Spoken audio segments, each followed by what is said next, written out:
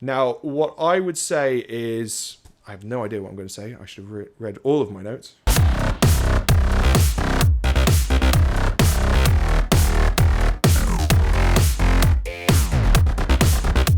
Welcome to Mad Science Films. Okay, so we're doing an episode on how to cast the right actors.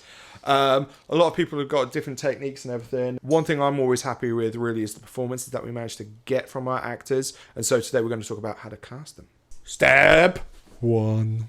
So obviously the first one I would advise is getting out there and having a look at the short films made in your area. So if you're making a low budget film, you really want to keep your cast and crew close to home so you're not spending a huge amount on expenses. So if there are local film nights, go to them, watch all the short films and make a note of any actors that you're really impressed by. If there isn't any local film nights, have a look. There's a chance on Facebook that there's a local film group and people are posting their films on there. So again, track all of that down, make any notes of actors that you're kind of blown away by or you think are right for the right role. Step 2. If you're still not able to find the actors from that research that you've done, put out a casting call. So be absolutely clear in your ads. Be clear up front whether it's paid or expenses. Do not tell actors, and this applies for crew, don't tell crew that this will be good for their show reel. They will know if that's true or not. They don't need to be told. If it's unpaid, just be clear about it and let people make up their own mind. One of the worst things I see is people putting on ads and it's not said whether it's paid or unpaid. It forces them people to ask those uncomfortable questions. So be absolutely clear. What I'd also say is once you've actually kind of had a chat with the actors who've inquired, be absolutely brutal about the conditions that you're going to be working under. You almost want to put them off.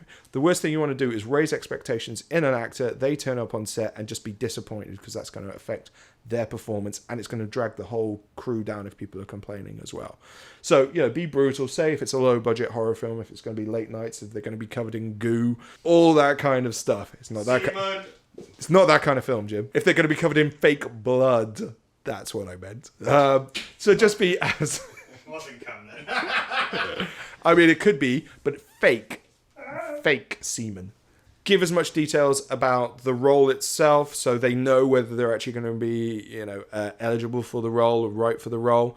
And if there are dates already locked in, tell them where, tell them when, because they need to know whether they're available and whether it's worth their time to apply. And they don't want to be wasting your time if, it turns out that they can't do those dates anyway. Step 3.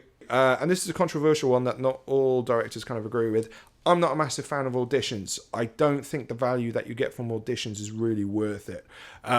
You can get amazing actors who kind of turn up and are absolutely killing it in the real world.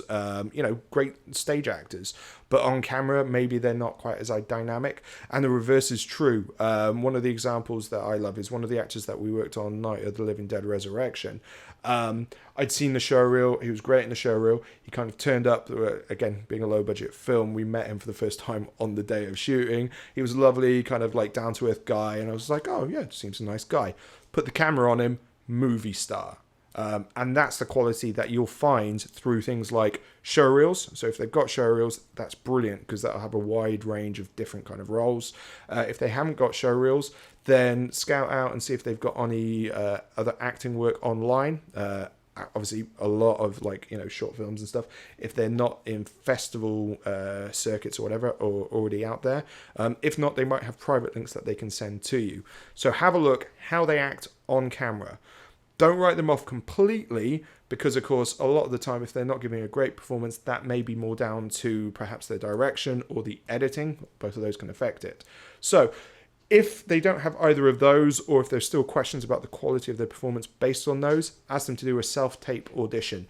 These don't have to be overly complicated. On Little Monster, I had a few different actors come back to me and were really fretting about the quality, production value-wise, of the self-tape audition. That doesn't matter. It can be shot on an iPhone as long as they're getting across the performance and what they need to get across to convince you that they're the right actor for that role. And that's it, bitches! That's how to cast your actors.